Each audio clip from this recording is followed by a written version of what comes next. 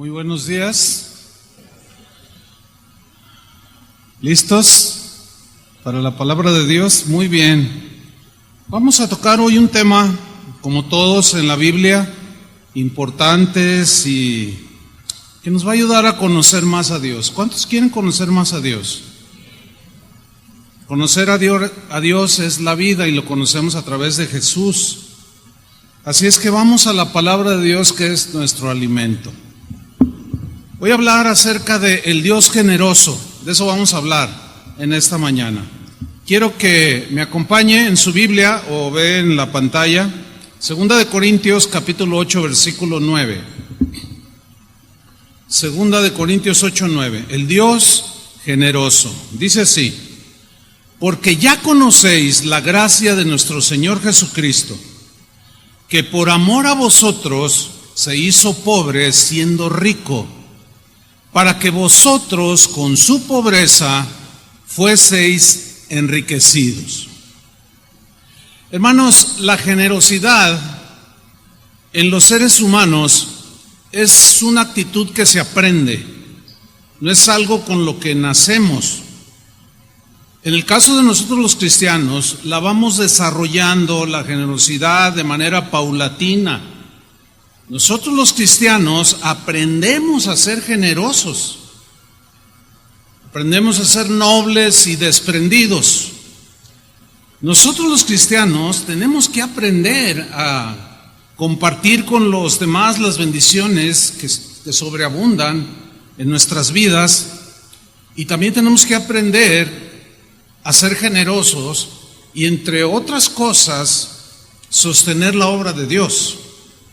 La generosidad no forma parte del carácter de los seres humanos, incluyéndonos a nosotros. No forma parte. Al contrario, por naturaleza, nosotros los seres humanos somos avaros, egoístas, mezquinos, tacaños y agarrados. ¿Cuántos dicen amén? Así somos por naturaleza. En el caso de Dios, esa es la gran noticia. En el caso de Dios, Él no tiene que aprender a ser generoso. Él es generoso por naturaleza. La generosidad de Dios es un atributo de Él. Él es, así como es amor, así como es misericordioso, Él es generoso. Es una esencia, la generosidad en el carácter de Dios. Es algo intrínseco, es decir, que forma parte de su naturaleza. En otras palabras, Él así es. ¿Cómo es Dios? Generoso. Cuando tú pienses en Dios, piensa siempre en un Dios generoso. Nunca pienses en un Dios mezquino. Piensa en un Dios desprendido, dadivoso, y que así como aprendemos de Dios a ser misericordiosos, así como aprendemos de Dios a ser justos, así como aprendemos de Dios a ser pacientes, bondadosos, etcétera, etcétera, también aprendemos de Dios la generosidad. Esa generosidad de Dios está en toda la Biblia, desde el Génesis hasta el Apocalipsis. Es maravilloso este atributo de Dios, como todos los demás. Desde el Génesis, cuando Dios crea al hombre, ahí aparece la generosidad de Dios. Se habían puesto a pensar que su generosidad se revela cuando dice la Escritura en Génesis, cuando Dios creó al hombre, que lo puso en un huerto. Y dice que Dios le dijo a Adán, le dijo: de todo árbol del huerto podrás comer. De todo árbol del huerto. ¿Han ido alguna vez a comprar fruta al mercado? ¿Cuántos han ido? ¿No se sorprenden de lo maravilloso, de la abundancia, de la diversidad de los árboles que dan fruto? Mire, por razones de que a veces me toca visitar algunos países por ahí, yo soy bien frutero, a mí me gusta mucho la fruta. De hecho, yo voy todos los lunes a surtir la fruta y compro un carrito así y lo lleno de fruta.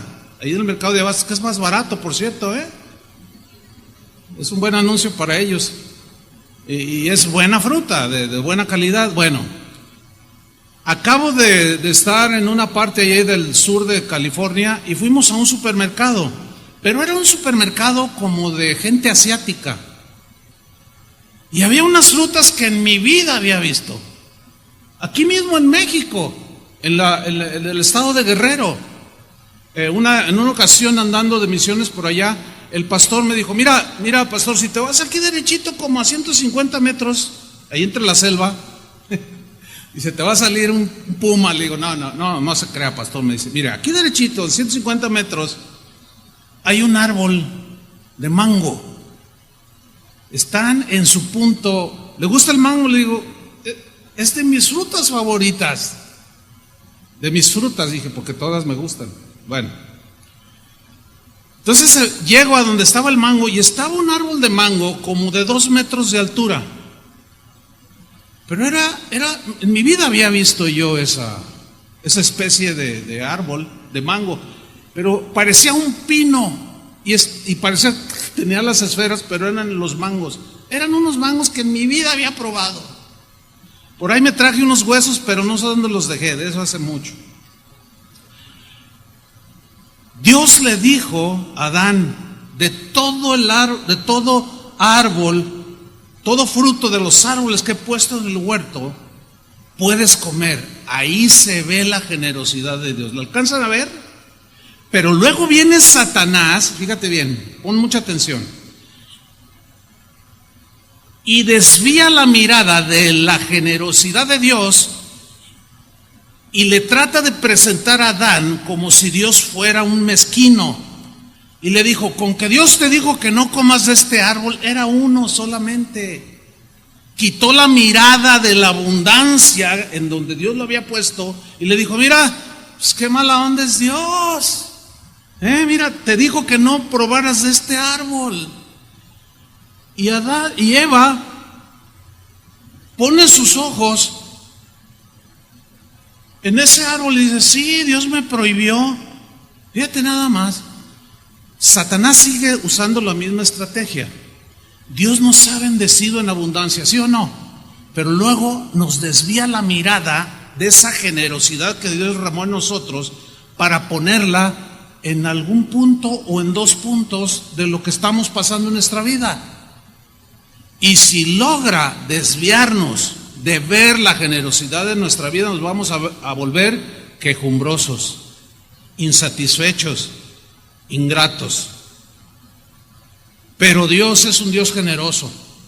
Cuando Israel sale de la esclavitud de Egipto, todos ya conocemos esa historia, lo condujo por 40 años en el desierto. El destino de ellos era la tierra prometida. Y hasta el nombre está muy sugerente, ¿no? La tierra prometida. Ok, ¿cómo era esa tierra?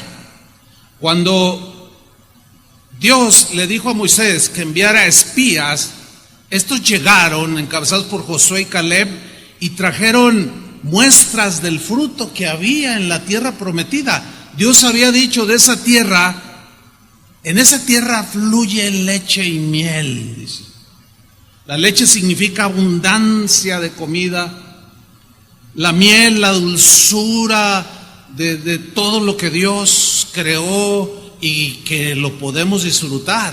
¿Se han puesto a pensar cómo Dios nos puso las papilas gustativas para poder saborear y disfrutar de la generosidad de Dios?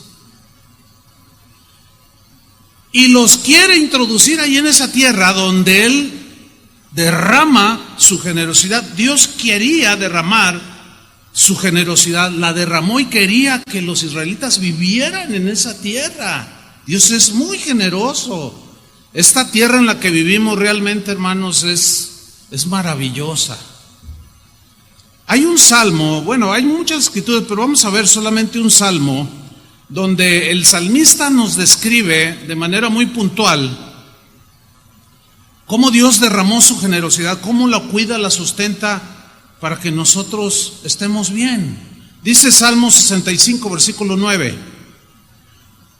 Tú visitas la tierra y le das agua. ¿Cuántos saben que el agua es esencial para la vida? Y por medio de la lluvia Él riega su jardín, que es la tierra. Dice, tú haces que dé la tierra sus riquezas. Los arroyos de Dios rebosan de agua para preparar el trigo de los hombres. Preparas la tierra, regando sus surcos, rompiendo sus terrones. Las lluvias la ablandan y bendices sus siembras. El viernes pasado escuchaba un noticiero aquí local y la locutora dice, estamos recibiendo un WhatsApp de fulano de tal, dijo el nombre ahí, dijo, nos está pues exhortando a que no nos quejemos por las lluvias. Lo voy a leer, dice, miren, para todos los radioescuchas de esta difusora, quiero decirles que las lluvias son necesarias. Si no hubiera lluvias, no podrían cosechar los agricultores. No tendríamos infinidad de frutos y de cosechas. Y vendría hambruna porque no habría cosechas.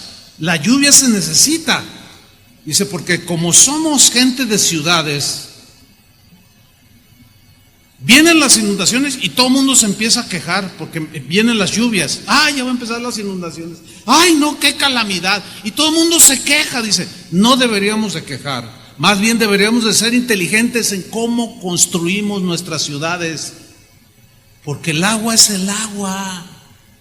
Y Dios, por medio de la lluvia, riega la tierra. ¿Cuántos saben que Zapopan era el productor número 1 de maíz? Y ahora, puro pavimento, malas construcciones, se inunda y luego le echan la culpa a la lluvia. La lluvia es una bendición de Dios, pero nuestros errores nos han llevado a hacer todo un desastre, ¿sí? Pero aquí nos dice pues que la lluvia es la que Dios usa para mostrar su generosidad, para que la tierra produzca. Sigo leyendo en el versículo 11. Coronas el año de tus bondades, por tus senderos corre la abundancia. Las praderas del desierto reverdecen, las colinas se revisten de alegría, sus praderas se visten de rebaños y los valles se cubren de trigales. Mira la expresión al final, dice, ellos, o sea, la creación, aclaman, o mejor, ellos cantan. Hay una versión que dice, ellos cantan de alegría por la bendición de la lluvia que Dios regala. Dios el Padre, mis queridos hermanos, es tan generoso que aún lo es con los que se olvidan de Él. O sea, en su esencia es tan generoso que aún los ingratos, Dios los incluye en su generosidad. Vamos a leer Lucas 6:35, lo voy a leer en la versión en lenguaje sencillo, y dice así, hablando Jesús respecto a los enemigos, dice, amen a sus enemigos, hagan el bien y presten sin esperar nada a cambio. O sea, no sean agiotistas, ¿verdad?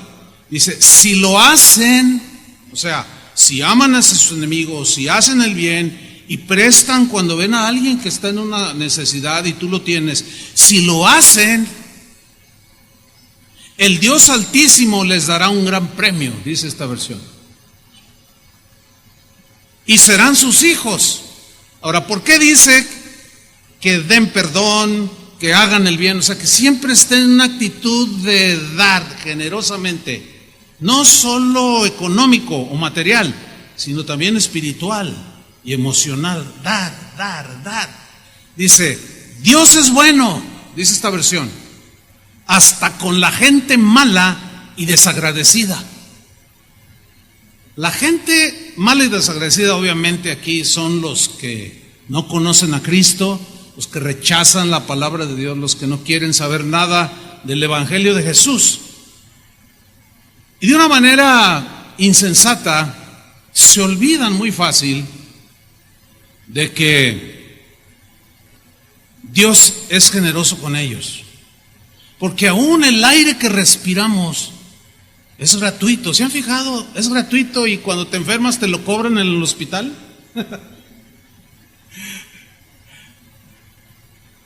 Dios es muy generoso, dice, aún con los que son desagradecidos. Por eso es que a nosotros los cristianos se nos enseña a ser agradecidos constantemente, todos los días. Pablo el apóstol dice, sean agradecidos, den gracias en todo, porque esa es la voluntad para con vosotros. ¿Por qué? ¿Por qué tenemos que estar constantemente dándole gracias a Dios, siendo agradecidos? Porque Dios ha sido muy generoso y continuamente, todo el día, todos los días de nuestra vida, siempre ha mostrado y seguirá mostrando su generosidad. Y de paso, aún a los desagradecidos les regala su generosidad. Jesús mismo, hablando del amor a los enemigos, exaltó en medio de esa exhortación a nosotros de que amemos a los enemigos, exaltó la generosidad de Dios. Vamos a verlo en Mateo capítulo 5, versículo 44. Dice, pero yo os digo, está diciendo Jesús, amad a vuestros enemigos, bendecid a los que os maldicen, haced bien a los que os aborrecen y orad por los que os ultrajan y os persiguen. ¿Se dan cuenta cómo todo es hacia afuera de uno? Ese es el concepto de dar, la idea de dar, es de adentro hacia afuera, ¿sí? Versículo 45, para que seáis hijos de vuestro Padre que está en los cielos. Y mire la última frase, que hace salir su sol, porque es de Él, hace salir su sol sobre malos y buenos, y hace llover sobre justos e injustos. Aquí vemos una vez más cómo la lluvia es vista desde el punto de vista de Dios como una bendición. Hace llover sobre justos e injustos. Y así nos vamos a través de toda la Biblia descubriendo y mirando la generosidad de Dios. Pero viene a mi mente aquella historia del hijo pródigo, ustedes la recordarán. El padre de aquel hijo pródigo que representa a Dios, mostró su generosidad con su hijo que se había ido, se había descarriado, pero un día volvió en sí y regresó arrepentido, y a su regreso el corazón de este joven, del corazón del padre hacia su hijo, mostró la generosidad en el perdón, pero con ciertas acciones. Vamos a leerlo en Lucas 15, versículo 20. Voy a leerlo en la versión en lenguaje sencillo. Lucas 15, 20. Hablando del hijo pródigo. Entonces regresó a la casa de su padre, este muchacho, cuando todavía estaba lejos. Su padre corrió hacia él lleno de amor y lo recibió con abrazos y besos.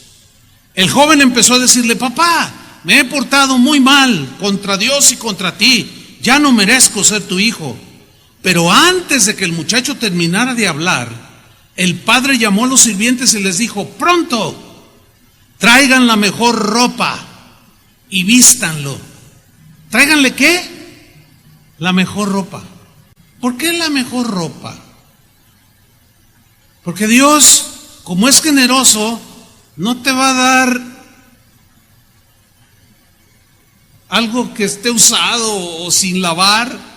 No, dice, tráiganle la mejor ropa y vístanlo, porque venía todo mal. Acuérdense que terminó cuidando puerquitos. Y luego dice, pónganle un anillo y también sandalias. Maten el ternero más gordo, el más gordo, fíjense como siempre lo mejor, ¿sí? Y hagamos una gran fiesta, porque mi hijo ha regresado. ¿Se acuerdan que Jesús dijo que hay fiesta en el cielo cuando un pecador se arrepiente? Cuando tú te viniste a los pies de Cristo, hicieron un fiestón allá arriba y los ángeles se regocijaron. Dice en el versículo 24, porque mi hijo ha regresado, dice. Es como si hubiera muerto y ha vuelto a vivir. Se había perdido y lo hemos encontrado. Y comenzó la fiesta. Ahí vemos la generosidad del padre.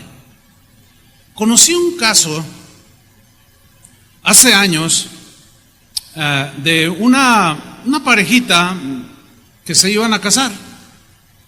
El papá del muchacho era un hombre que Dios había bendecido mucho. Ya es un hombre entrado en años, pero Dios lo había bendecido. Y era un hombre que tenía buenos negocios, ganaba mucho dinero.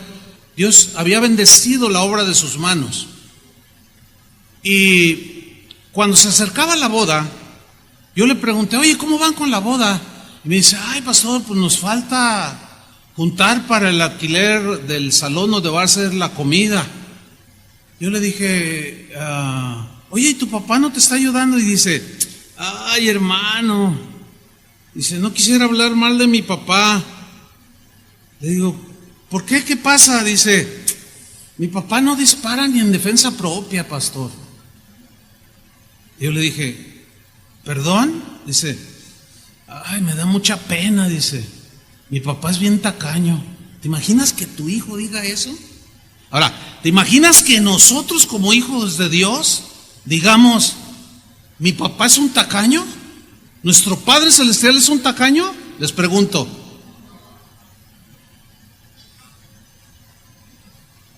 Me dio mucha tristeza, porque fue a la fiesta, sí, comió de gorra. ¡Qué mala onda! ¿Cómo es posible? La Biblia dice que los padres atesoran para los hijos, así dice, ¿sí o no? ¿Lo han leído o no? Así dice, si no, pues lea la Biblia y se dará cuenta. Que los padres atesoramos para los hijos, nunca los hijos para los padres. Nosotros los padres somos los que, si Dios nos deja algo, dejamos herencia, no los hijos nos dejan herencia. La prueba está que aquí el padre de este muchacho le dio lo que le pertenecía como herencia. Pero este padre, a diferencia de algunos mezquinos y faltos de generosidad, este padre era muy padre, muy generoso. ¿Cuántos le dan gracias a Dios porque es un buen padre y muy generoso? Dale un aplauso al Señor. Amén.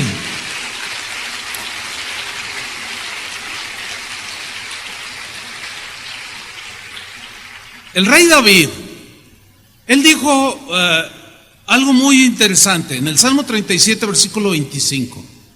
Lo dijo así: joven fui y he envejecido, pasaron los años sobre mí, me atropellaron los años, como dijo aquel poeta, y no he visto justo desamparado, ni su descendencia que mendigue pan. No he visto uno solo. Yo mencionaba hace unos días que es muy difícil ver en alguna iglesia cristiana como esta que algún hermano al final se ponga allá afuera mendigando. ¿Los han visto? Yo he ido a un montón de iglesias, nunca me he encontrado mendigos ahí. Y oye, hermano, ¿cómo está? ¿Estás mendigando, hermano? Nunca he visto a uno solo, ni en toda mi vida de cristiano. Yo puedo decir exactamente lo mismo que dijo David. Joven fui, 20 años cuando conocí al Señor. Ya pasaron 43 años. Y he envejecido, aunque me veo de 30 todavía.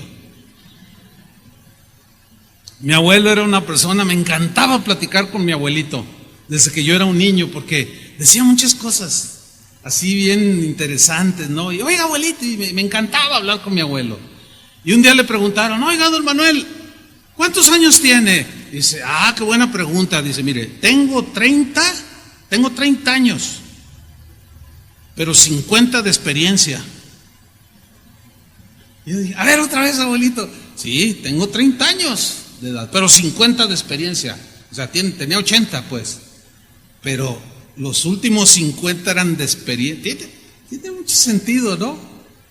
Porque a medida que vamos creciendo se entiende que vamos madurando. Por eso la Biblia dice, respeta las canas cuando estén enfrente de ti. Se refiere a los ancianos. Interesante, ¿no? Entonces aquí David experimentó durante toda su vida la generosidad de Dios. Tuvo momentos a veces de escasez, pero Dios jamás lo abandonó.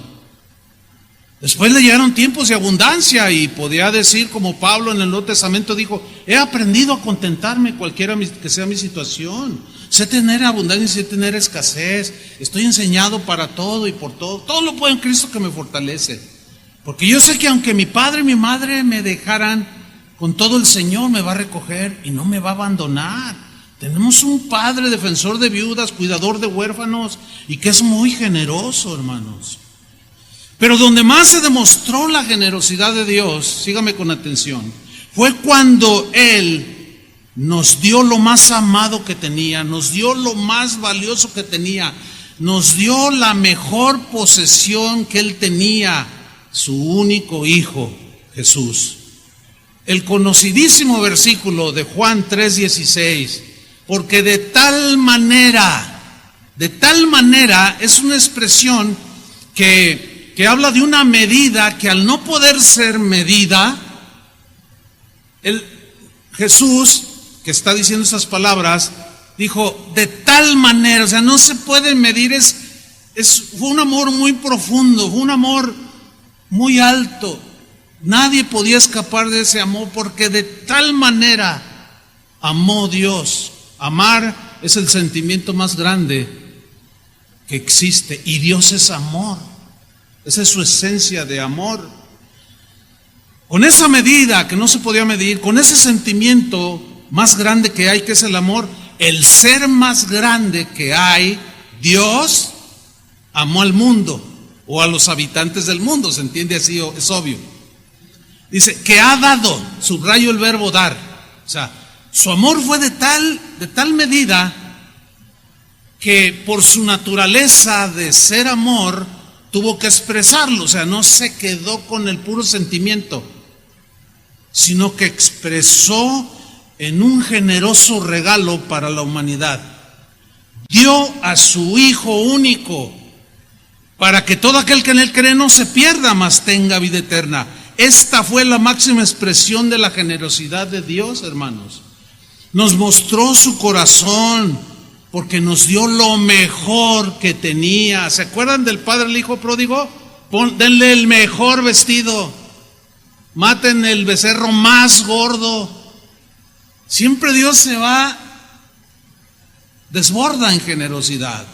No hay ninguna otra muestra más grande de la generosidad de Dios que el hecho de haber enviado a su Hijo. Por eso Pablo, en Romanos 8:32, miren lo que dijo: el que no escatimó ni a su propio Hijo, hablando de Dios el Padre, sino que lo entregó por todos nosotros. Mira la pregunta que hace Pablo aquí: ¿cómo no nos dará también con Él todas las cosas? A ver, reflexionen un poco. Si Él nos dio lo mejor que tenía, que era su Hijo, ¿cómo no nos va a dar cualquier otra cosa que necesitemos? Ahora, vamos a estudiar brevemente este versículo. La frase no escatimó en el griego tiene varias aplicaciones, entre otras significa no se abstuvo. O sea, es el verbo abstenerse, no se abstuvo, no ahorró, porque el verbo en griego implica la idea de ahorrar. O sea, ahorrar es retener, ¿no? Guardar, ese es el concepto de ahorrar. Pero también evitar, o sea, no evitó ser generoso porque su naturaleza lo impedía. No pudo ahorrarse lo mejor que tenía y lo dio, y no se abstuvo de derramar su amor hacia nosotros. Eso habla de una generosidad sin límites. Bueno, de ese corazón generoso de Dios, ahora para nosotros sus hijos, ¿cuántos son sus hijos? Ahora se derivan muchísimas cosas que Dios, ese generoso Dios, nos da sin escatimar nada, porque si no escatimó, si no se abstuvo, si no evitó darnos a su Hijo, ¿cómo no nos va a dar todas las cosas? Ahora yo les pregunto eso porque un día un hermano me dijo: oiga, pastor, yo tengo una duda, ¿no aburrimos a Dios de tanto pedirle? Yo le dije: no, quítate esa idea. ¿De dónde agarraste esa idea? ¿Cómo Dios se va a aburrir de tanto pedirle? No. Sino, ¿a quién le pedimos? ¿Qué no dijo el Señor? Pedid y recibiréis. ¿Qué no dijo? Pide, llama y se te abrirá, porque es un Dios generoso. Entonces de allí surge esa pregunta, hermanos: ¿podemos nosotros aburrir a Dios? No, Dios, siempre que esté en su voluntad, ¿nos va a dar lo que necesitamos? ¿Sí o no? Porque es un Dios generoso, esa es su esencia. Fue así que por su generosidad, después, cuando envió a su Hijo, pues nos regaló la salvación. Es un regalo extraordinario. Ya eso mismo nos hace inmensamente ricos. Esa salvación la disfrutamos el día de hoy, tú y yo. Vamos a Efesios, en la versión en lenguaje actual, lo voy a leer, Efesios 2:4, lo dice de esta manera el apóstol Pablo, dice: pero la compasión de Dios es muy grande, y Él nos amó con un inmenso amor, dice esta versión. Estábamos muertos espiritualmente a causa de nuestras ofensas contra Dios, pero Él nos dio vida al unirnos con Jesucristo. Fíjense, ustedes fueron salvos solo gracias a la generosidad de Dios. ¿Hasta dónde llegó su generosidad? Él nos levantó de la muerte junto con Cristo y nos sentó junto a Él en el cielo. Dios hizo esto para mostrar en el futuro su inmensa generosidad, siendo bondadoso con nosotros a través de Jesucristo. Ustedes fueron salvos gracias a la generosidad de Dios, porque tuvieron fe, creyeron. No se salvaron a sí mismos, su salvación fue un regalo de Dios. Mira, la salvación, al tener un precio altísimo, altísimo, que nadie pudo pagarla, nadie podía pagarla, Dios tenía que regalarla.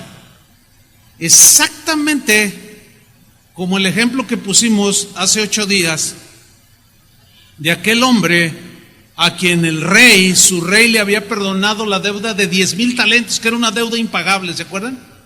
O sea, como vio que no podía pagar, tuvo misericordia y le perdonó la deuda. Como veía Dios que por nosotros no podemos salvarnos, porque es una salvación tan grande, nos la tuvo que regalar. Eso, hermanos, enriqueció nuestra vida por su generosidad. Vamos a verlo en el texto base que leímos al principio, 2 Corintios 8:9. Dice así: porque ya conocéis la gracia de nuestro Señor Jesucristo. Fíjense cómo Pablo les dice a los corintios: ustedes ya conocen la gracia de nuestro Señor Jesucristo. Ahora, ¿por qué les dice lo que vamos a leer a continuación? ¿Por qué les dice, ustedes ya conocen la gracia? Y acuérdense que gracia es un favor que no merecemos. Y Dios en su generosidad nos regaló todo, aunque no lo merezcamos. ¿Por qué les dijo lo que vamos a leer a continuación? ¿Sabe por qué se los dijo? Porque los corintios, como todos los cristianos, habían sido bendecidos por Dios. En su generosidad los había bendecido. Les había salvado, les había dado el regalo de la salvación, una salvación Después les dio el Espíritu Santo les repartió generosamente dones, hablaban en lenguas, tenían don de fe, profetizaban, oraban por los enfermos y sanaban. O sea, Dios los había bendecido en abundancia, pero ellos todavía no aprendían a ser generosos. Y Pablo les toca el punto para enseñarlos a ser generosos. Por eso les dijo esto que vamos a leer. Porque ya conocéis la gracia de nuestro Señor Jesucristo, que por amor a vosotros, ¿qué hizo? Se hizo pobre, siendo rico, para que vosotros por su pobreza fueseis enriquecidos. ¿Qué les parece? Ahora vamos a explicar este versículo. Pero déjeme darle una anécdota. Mire. Cuando el astronauta norteamericano Neil Armstrong, el siglo pasado, allá por los años 60, pisó la luna, pronunció unas palabras que quedaron para la historia, inolvidables. Las voy a citar un momento y algunos de aquel tiempo las recordarán. Este hombre, Neil Armstrong, mandó de sus primeros mensajes, después de haber pisado la luna, después de haber puesto sus pies en la luna, él dijo lo siguiente: este es un pequeño paso para el hombre, hablando de los pasos que está dando en el conocimiento del universo los seres humanos, ¿sí? Este es un pequeño paso para el hombre, dijo, pero un salto gigante para toda la humanidad. Y esa frase quedó acuñada y quedó para la historia. Ese logro del ser humano de pisar la luna, que está a un tiro de piedra para Dios. Ellos fueron a donde estaba la luna y Dios ya estaba allá, imagínense. Este logro representa, sin duda, una de las más grandes hazañas de la humanidad. O sea, salir de tu atmósfera y volar, viajar a velocidades extraordinarias y luego poner un pie en la tierra. Bueno, después de 40 y pico de años o 50, qué sé yo, ya no hemos ido más allá. El paso quedó en un pasito, pero para el ser humano es un gran paso, él dijo. Pero si hacemos una analogía o una comparación, el descenso de Cristo a la tierra, en el caso del ser humano fue el ascenso. Nosotros subimos, volamos, pero en el caso de Jesús, el descenso de Cristo fue el gran paso que Dios hizo para favorecer a la humanidad. Y ese paso que Dios hizo de venir a la tierra, encarnarse en un cuerpo humano, marcaron a la humanidad. Marcaron la historia del ser humano, de tal manera que cuando ahora se cita hechos históricos, se dice, esto sucedió en el año 1500 antes de Cristo, o sucedió en el año 224 después de Cristo. O sea, de que cuando Dios descendió, dio ese gran paso, quedó marcada la historia, y él la dividió en antes y después de Cristo. Ese gran paso que Jesús tuvo que dar fue el de descender a esta tierra y tomar forma humana. Por amor a vosotros, les dijo Pablo, siendo rico. Ahora, siendo rico Jesús. Jesús no llegó a ser rico. Jesús no tenía negocios allá en el cielo. Él era el dueño de todo. Era el creador de todo. Mía es la plata y el oro, dice el Señor. Mío es el mundo y toda su plenitud. Mías son las bestias de los montes, las aguas que corren por los ríos. Mío es el universo. La tierra es solamente el estrado de sus pies. Él ya era rico. Desde la eternidad poseía todas las riquezas, habidas y por haber, y hasta faltan las palabras. Pero por amor a nosotros, Jesús tomó la decisión y dio ese gran paso y se hizo pobre, siendo rico. ¿Por qué? Miren, Pablo, el apóstol, lo define en Filipenses capítulo 2, versículo 6, de la siguiente manera. Habla del gran paso que Dios hizo y dejó esa huella en esta tierra. El cual, dice, refiriéndose a Jesús, siendo en forma de Dios, no estimó el ser igual a Dios como una cosa a la cual él se podía aferrar, decir, no, ¿y por qué yo si soy igual a ti, Padre? ¿Por qué mejor no mandamos al arcángel Gabriel?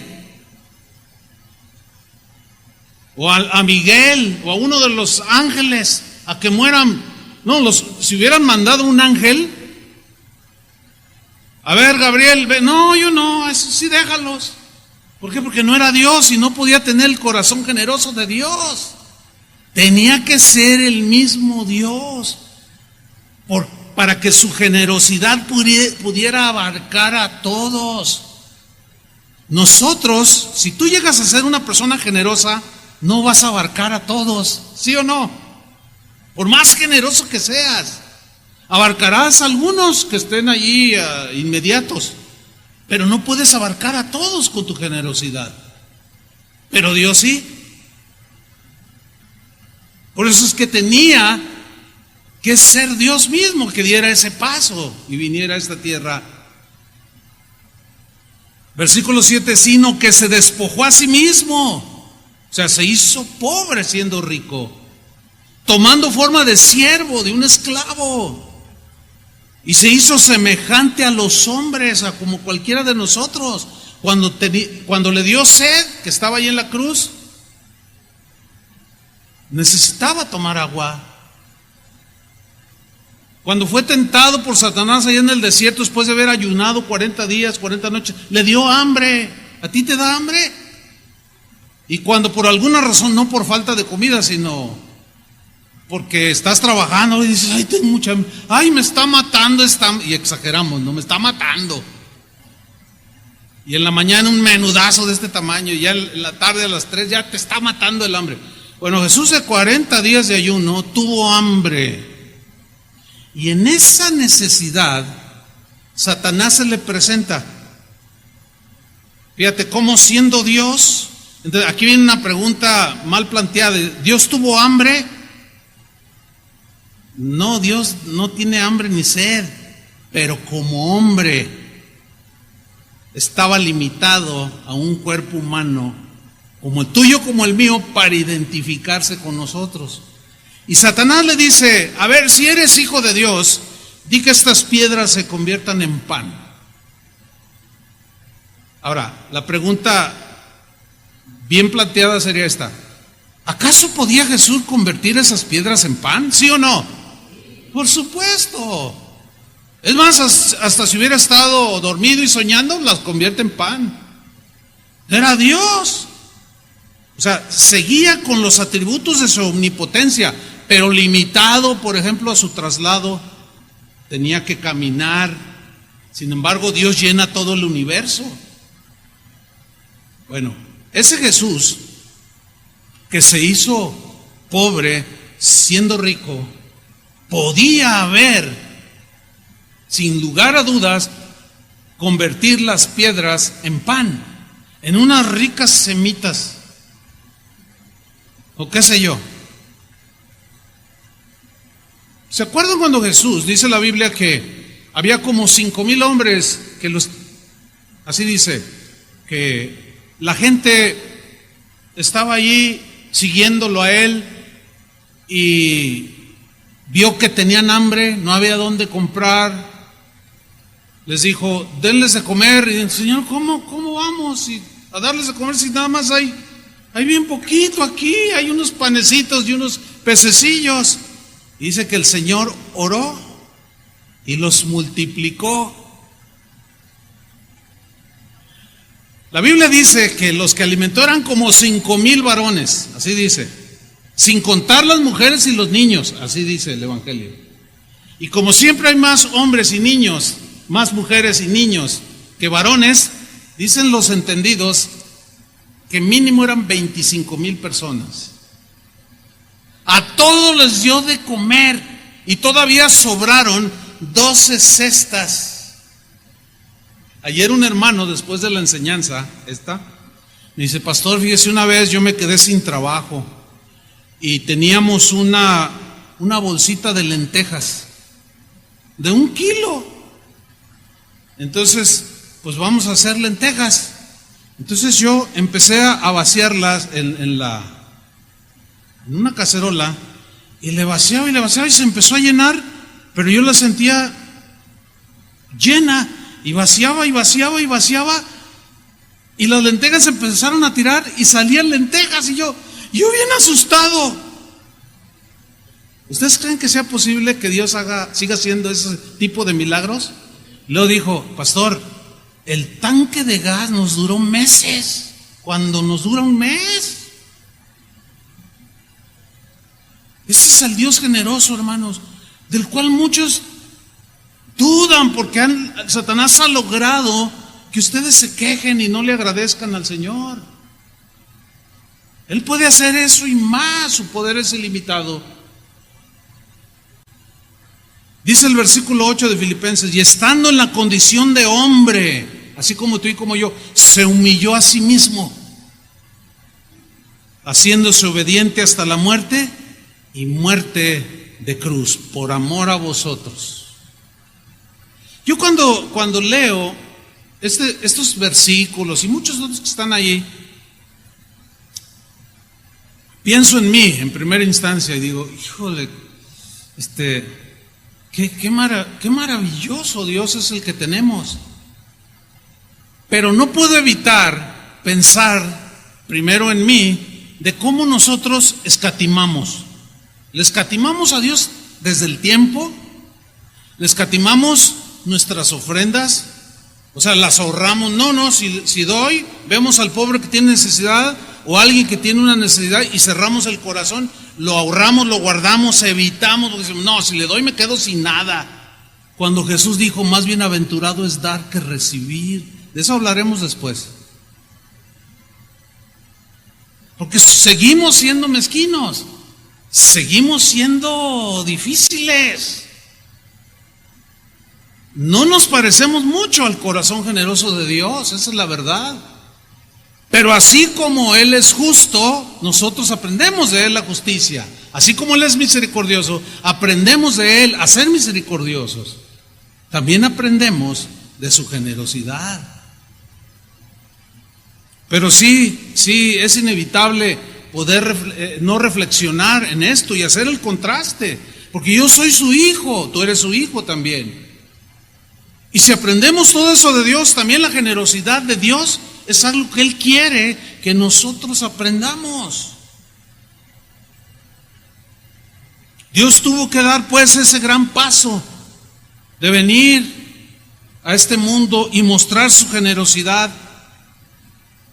Siendo rico, se hizo pobre.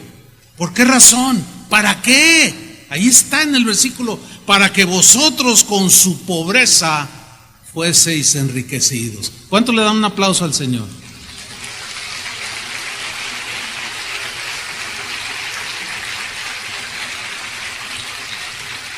El apóstol Pablo dice que hemos sido bendecidos con toda clase de riqueza espiritual en los lugares celestiales en Cristo. Efesios capítulo 1. O sea, somos las personas más ricas del universo. El problema es que cuando hablamos de riqueza generalmente lo asociamos con lo material. Pero hay gente tan pobre que lo único que tiene es dinero. Porque son unos mezquinos en amor, en fidelidad, en todo lo que Dios es. El día que recibiste a Cristo en tu corazón, desde ese día hasta la fecha, quizás no te has dado cuenta, pero quiero que caigas en razón. Dios ha sido y seguirá siendo generoso contigo. Porque si te dio a su Hijo, ¿cómo no te dará con Él todas las cosas? Romanos 8:32, que es el versículo que leímos. El que no escatimone a su propio Hijo, sino que lo entregó por todos nosotros, ¿cómo no nos dará también con Él todas las cosas? Vamos a leer el mismo versículo, pero en la versión al día. Dice así: el que no escatimonia a su propio Hijo, sino que lo entregó, lo dio por todos nosotros. Miren cómo dice esta versión: ¿cómo no habrá de darnos generosamente junto con Él, o sea, con su Hijo, todas las cosas? Ahora, aquí hay algo digno de que pongamos atención y lo estudiemos. ¿Qué significan todas las cosas? En la frase en griego, la idea es que incluye dos aspectos. Uno es el más fundamental, el más valioso, que es lo espiritual. ¿Por qué lo espiritual es más valioso? Porque lo material es pasajero, aunque lo necesitamos, ¿cierto? Necesitas una casa, necesitas un transporte, necesitas dinero para comprar comida, pero cuando te mueres no te llevas nada. Pero lo espiritual, eso es para la eternidad. A eso se refería el apóstol Pablo cuando dijo: poniendo la mira no en las cosas que se ven, sino en las que no se ven, que son las espirituales. Porque las que se ven, dijo, son temporales, y las que no se ven son eternas. Entonces, cuando dice aquí que Él nos dará todas las cosas, se refiere a lo espiritual en primera instancia, y en segunda instancia todo lo necesario para vivir en esta vida. Pero es lo espiritual lo más importante. Y en eso Dios nos dará generosamente lo que necesitamos para tener una vida espiritual que rebose y que sea una vida espiritual abundante, conforme a su generosidad. ¿Recuerdan cuando Jesús dijo en Juan 10:10, el ladrón no viene sino para hurtar, matar y destruir? Yo he venido para que tengan vida. La palabra vida es la palabra zoe en el griego. Yo tengo una sobrina que se llama Zoe, que está por allí. Zoe. Y Zoe significa la vida misma de Dios. Hazme favor, o sea, Dios nos vino a dar a través de su Hijo su misma vida, que es eterna. Dice: yo he venido para que tengan vida desde el momento que tú recibes a Cristo. Pero esa vida, dice, y para que la tengan, ¿cómo? En abundancia, conforme al corazón generoso de Dios. Pero aquí esa abundancia no se refiere a lo material en esencia, sino a lo espiritual.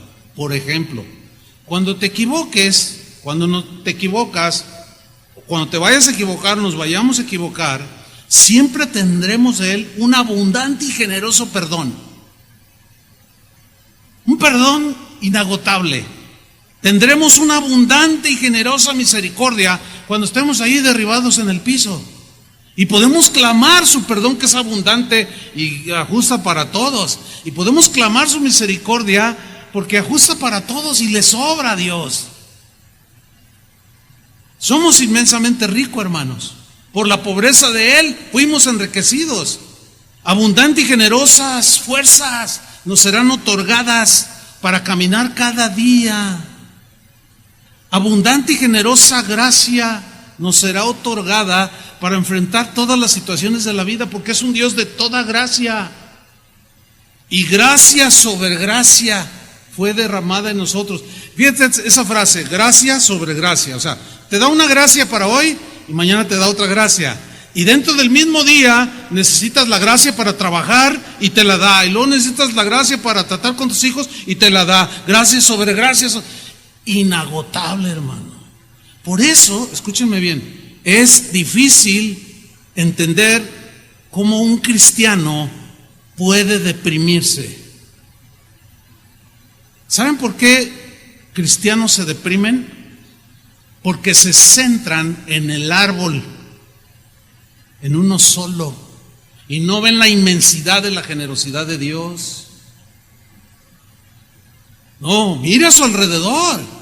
Si fuéramos objetivos, nos faltaría tiempo para agradecerle a Dios todas sus bondades, ¿sí o no? Todas sus generosidades.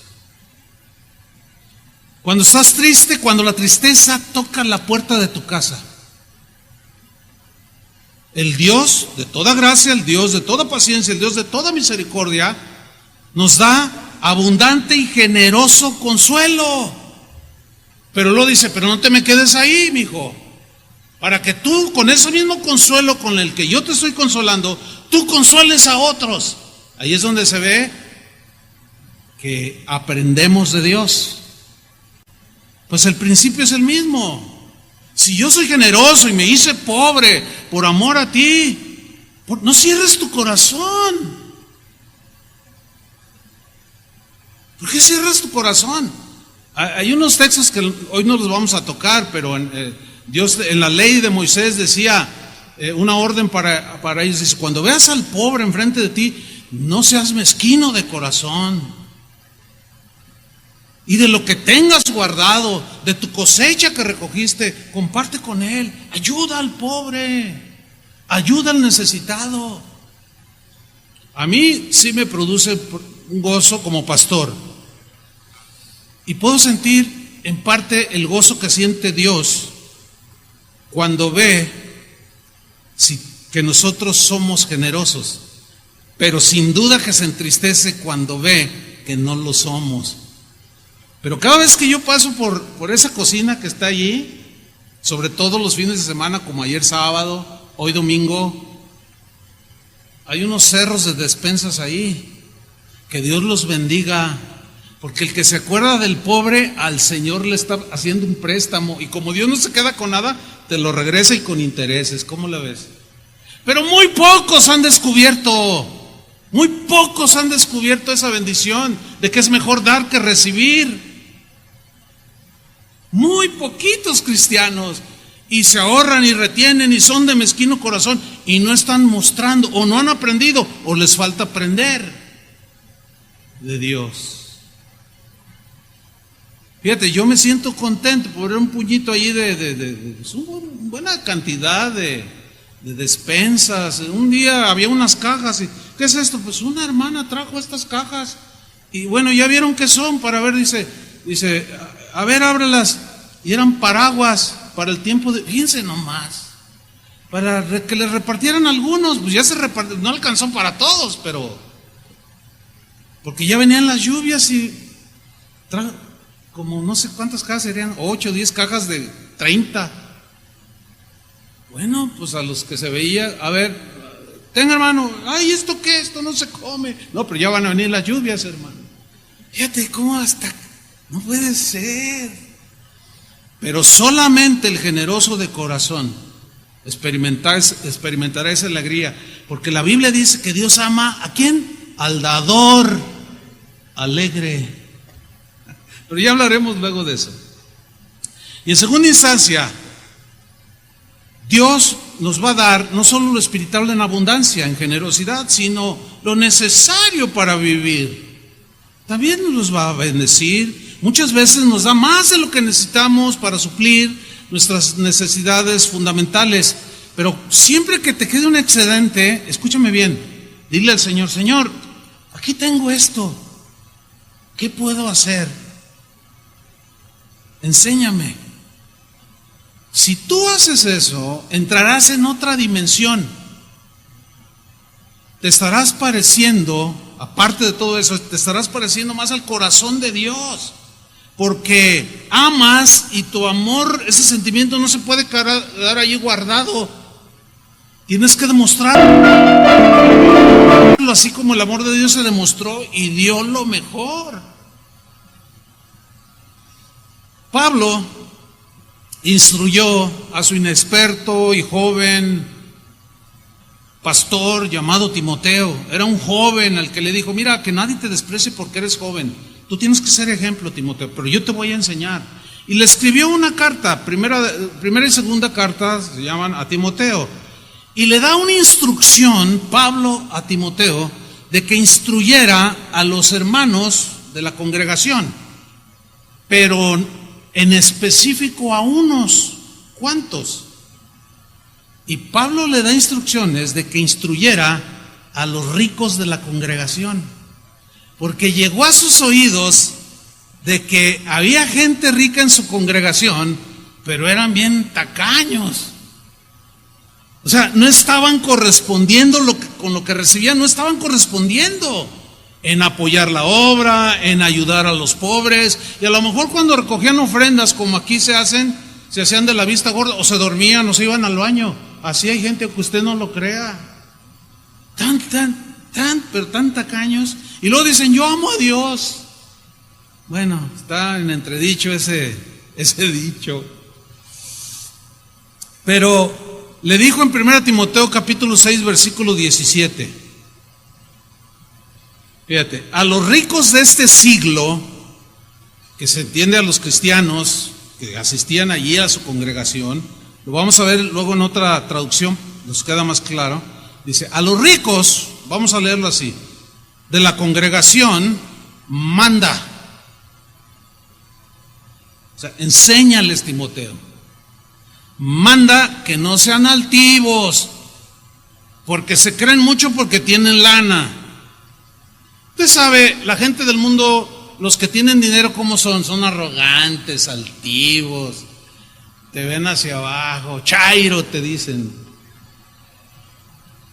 chusma, y te ven así, ay, no me toques, y uy.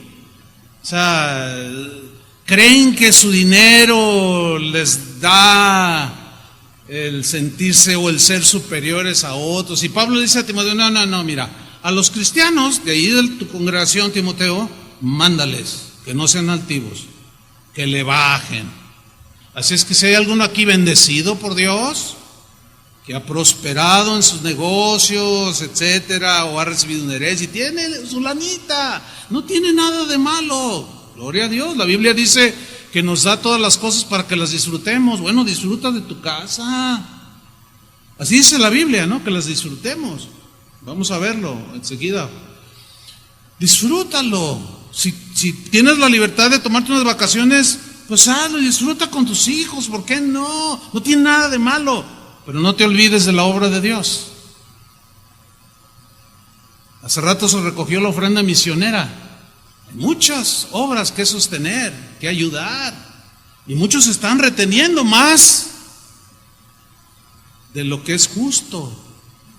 No están sabiendo corresponder. Entonces le dicen, no, enséñales que no sean altivos. Enséñales que no pongan la esperanza en las riquezas. Entonces Timoteo les enseñó a los ricos. Y pues yo también los enseño. Y les recuerdo que cuando se mueran no se van a llevar nada. Y se va a quedar debajo del colchón lo que has amontonado.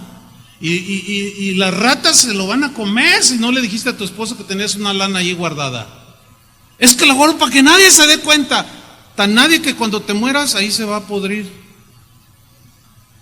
Y no te vas a llevar nada. Bueno, dice, recuérdales, mándales que no pongan la esperanza en las riquezas, las cuales son inciertas. ¿Cuánta gente hasta se ha pegado un tiro cuando pierde todo? No hace mucho yo hablaba con un hombre. Dice, pastor, yo fui un hombre rico, millonario, hace unos años de esto. Dice, y cuando perdí todo por una inversión que hice y no me salió el negocio y la bolsa de valores se vino abajo, perdí todo, me quedé en la calle y me sentí como un cualquiera. ¿Y qué significa un cualquiera? Dice, pues como un pobre. Ah, fíjate, o sea que los pobres son cualquiera. Le digo, mira, tienes que cambiar un montón de cosas y a lo mejor Dios lo está permitiendo para quitarte esa esperanza que tú has puesto en las riquezas y dejarte para que aprendas que tu única esperanza es el Señor. ¿Alguno de ustedes el Señor lo ha llevado a quitarle todo? Levante su mano. Pues hay algunos. Yo no sé lo que se siente, pero me imagino que se hace sentir bien feo. Pero también conozco gente como Job, que dijo, tenía mucho y de pronto Dios se lo quitó, dice, bueno, Dios me lo dio, Dios me lo quitó, bendito sea el nombre del Señor. Pero hay otros que se pegan un tiro, otros blasfeman de Dios. Entonces dice Pablo, enséñales que no pongan la esperanza en las riquezas, las cuales son inciertas, sino que pongan su esperanza, ¿en dónde? En el Dios vivo. Y mira la frase que viene a continuación, que nos da todas las cosas. ¿Cómo nos las da? O sea, las cosas de la vida. Nos las da en abundancia para que las disfrutemos. O sea, puedes disfrutar, pero no te olvides de la generosidad. ¿Cuántos dicen amén? No nos olvidemos de la generosidad. Y luego les dice en el versículo 19, enséñales a que atesoren. O sea, en lugar de guardar atesorando así de manera mezquina, porque la Biblia también enseña sobre el ahorro, pero no el ahorro mezquino, así que no le doy a nadie, y no le doy a nadie que tanto que me ha costado, ¿cómo le voy a dar? Que trabaje flojo. Y todas esas mezquindades, ¿verdad? No. La Biblia habla del ahorro como una medida sabia de administración. Pero dice, pero tú enséñales a que atesoren, no tanto las riquezas, esas que las manejen bien, pero que atesoren para sí buen fundamento para lo porvenir, que echen mano de la vida eterna. O sea, que se preocupen por lo eterno. Vamos a leer en la versión en lenguaje actual, para terminar, este mismo versículo, 1 Timoteo 6, 17. Fíjate, en la Reina Valera lo traduce manda. Aquí en la versión lenguaje actual dice, exige a los ricos que no sean arrogantes ni confíen en las riquezas que son siempre inseguras, que más bien confíen en Dios, que nos proporciona todo generosamente para que lo disfrutemos, que practiquen el bien, que se hagan ricos en buenas obras, que den de buen corazón, que sepan compartir. De esta forma amontonarán un capital sólido para el porvenir, o sea, la vida eterna, porque nos hacemos tesoros, ¿dónde? En el cielo, donde allá no entran los ladrones, y aquí tenemos que andarnos cuidando de todo. Ay, tanto que me costó mi carro y me lo robaron. Ay, tanto que mis anillos, no sé qué, y se metió un ladrón y se los llevó. Y dice, no, ustedes no sean así, hagan tesoros allá en el cielo. De esta forma, dice, amontonarán un capital sólido para el porvenir y conseguirán la vida verdadera. O sea, tendrá sentido la vida. Enfatizo en un minuto lo que dice en el versículo 17, exige a los ricos. Exígeles. Suena un poco agresivo, ¿no? Exigir. En la Reina Valera dice manda. Hay otra versión que dice ordena.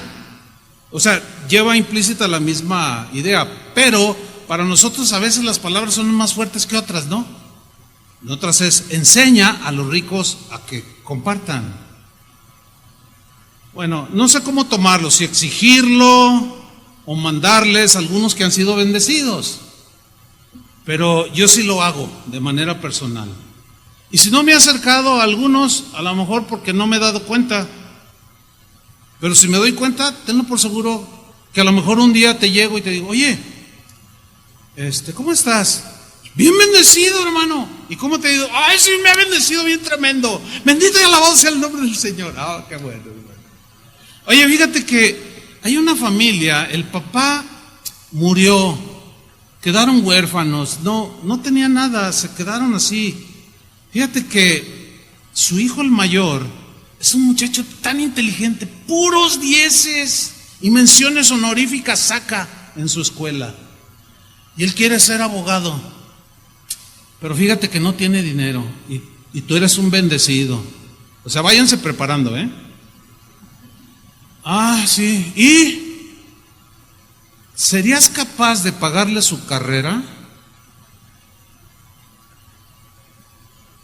Ya todos callados, ¿no? Todos. Claro, porque eso no se usa, porque eso no. ¿Cómo no? ¿Cómo no? Aquí sí. Porque aquí lo hemos hecho, yo lo he hecho. Y con mucho gusto siempre les comunico que siempre he obtenido buenas respuestas, de veras. Aquí hay jóvenes cuyas carreras universitarias fueron de manera generosa pagada. A veces por uno solo, pero a veces por 2 o 3. Eso es algo. que le agrada a Dios, que sepan compartir. Una vez uno dijo, ay, fíjate, yo no tengo hijos. Pues ahí está uno, ándale.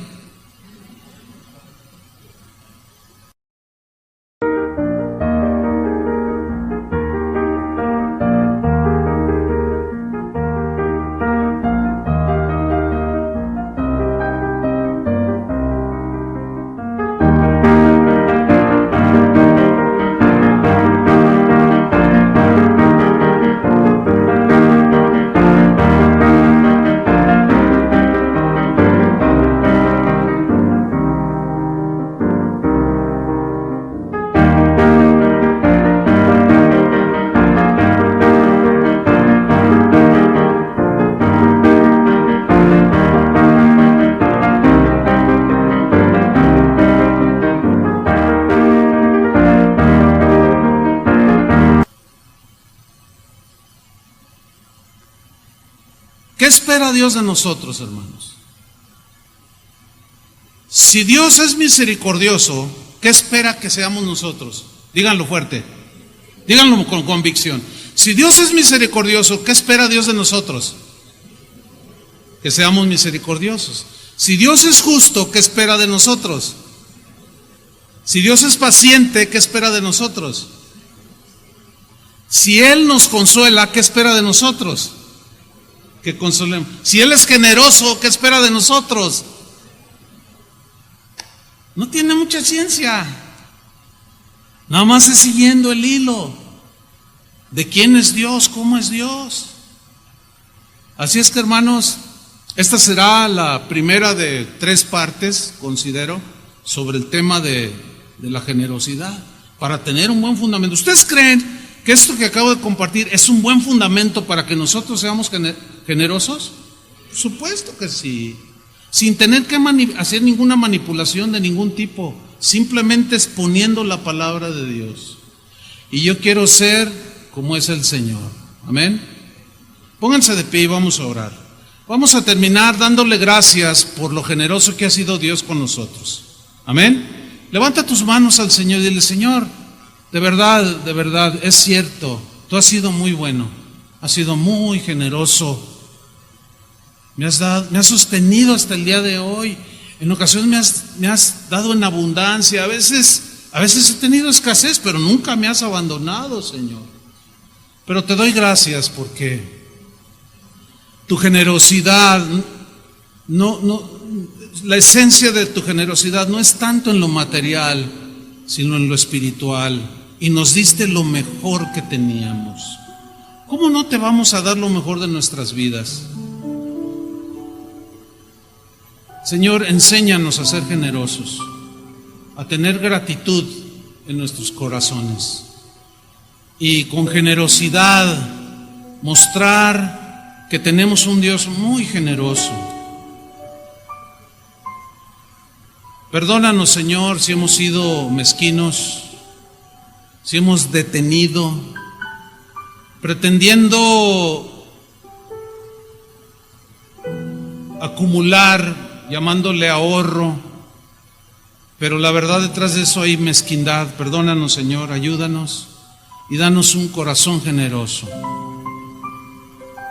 En el nombre de Jesucristo te damos las gracias, Señor. Amén. Denle un aplauso al Señor.